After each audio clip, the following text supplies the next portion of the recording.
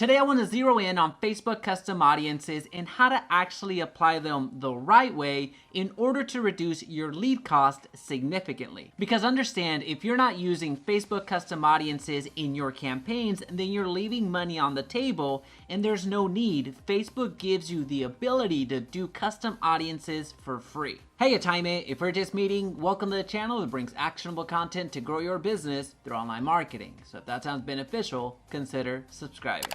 Okay, so let's jump right into this. We're here in the audience tab, and to get here, it is super simple. All you have to do is go to your toolbar, and although it's in the shortcuts, know that all you have to do is scroll down just a little bit, and you're gonna end up in the audiences. And from here, you have the ability to create a custom audience, a lookalike audience, and a saved audience. For our purposes today, we're gonna only focus on custom audiences because that is our biggest opportunity. And also, since we're talking about real estate, we're talking about a housing type of an ad, we're under the special ad category. So if you run credit, employment, and housing type of ads, then this applies to you. So given that, you are not able to create a lookalike audience. You have to create a special ad audience. So I'm going down a rabbit hole. Let's bring it right back. Creating a custom audience, we're going to go and look at how you actually do this in a meaningful way. We've gone through what all of these mean in the past, but I just want to get right down to it. The one custom audience that you have to install right now, I mean, you can actually pause this video and go and install this right now, is the Facebook page custom audience. So as you can see there, I'm reading it right up there. Create an audience of people who follow or interact with your page. Now, regardless, if you maintain your page and constantly posting or not constantly posting, so if it's a desert, that's completely fine, but just know that when you run an ad, that actually counts as engagement, meaning people that click on it, people that share it, people that hit the like button, or people that comment, they are actually engaging with your Facebook page. So this is a warm audience that is being introduced to your brand regardless of what you're marketing. You could be doing a open house and you want to broadcast that around the community where you're running an ad, so you're gaining an audience. You can be running an ad like the price drop ad, which I've shared in this channel before, or a new construction ad that I've shared in this channel again before. Then you're gathering all of this data, you're gathering all of these people in your funnel. These are people that are actually going into your custom audience that is exclusive to you. No one else is gonna have this audience. Nobody else can say, hey, give me the Jaime Resendez audience that seems to produce leads for less than $1. That doesn't exist, only in my account. So I want that for you. I want that for you. And that is really the secret sauce. That's why you see a lot of these results that I share. I'll show you, hey, this is a retargeting ad.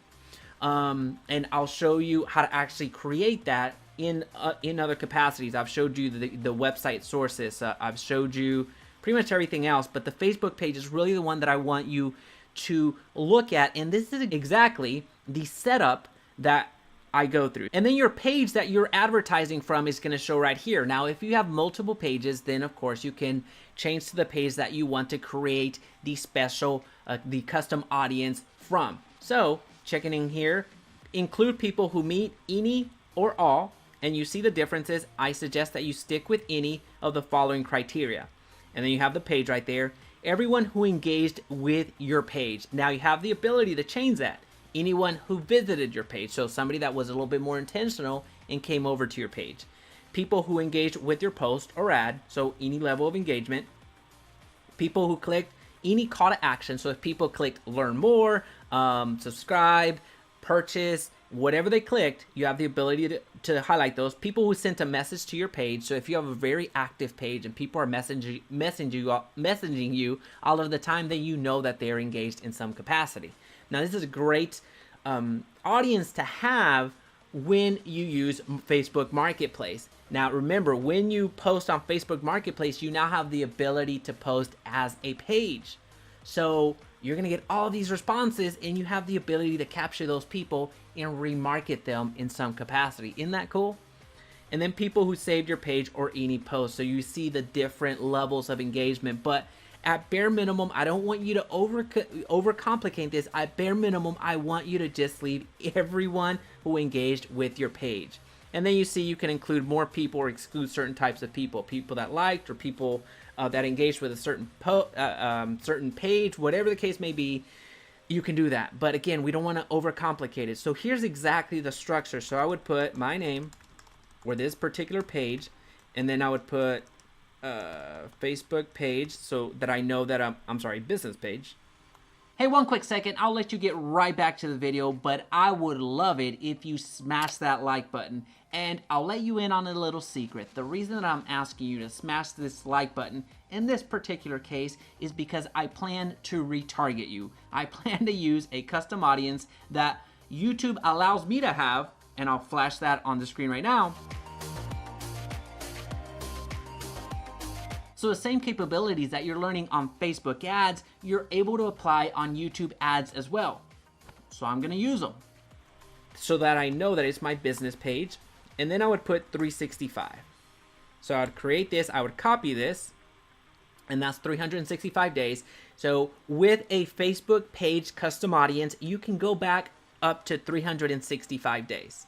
Now, that is the longest that you can go back. So that means that once you create your audiences, you can go back 180 days, 365 days, but it moves going forward. So it's not really retroactive. All right, so let me move myself real quick. We're going to create. And there you go. And here is the secret sauce. Here we go. We're going to create an audience, custom audience, and we're going to paste that. And this time, I'm going to go back 180 days. All right, so I'm going to create that audience, and this is going to go super quick, so don't blink. Unless I just don't know where the next button is. Custom audience, Facebook page, 90. So many of you are starting to catch on. What I'm doing is a stair step. What I'm doing is going through and creating different timelines on when they engaged with me. So let's just say, did I do 60 already? I don't remember. I'll just put 30. And then I missed the 61. I would ask that you include the 60. We'll go ahead and do it since we're going so fast. So I'll do 60, and then another audience that I include is this one for all of my clients, making sure that they have it. 7 days. All right, so now let's talk about this. Let's talk about the stair step. Why are we doing this? The reason we're doing this is because we have a lot of drop off from people that have heard from us in the past.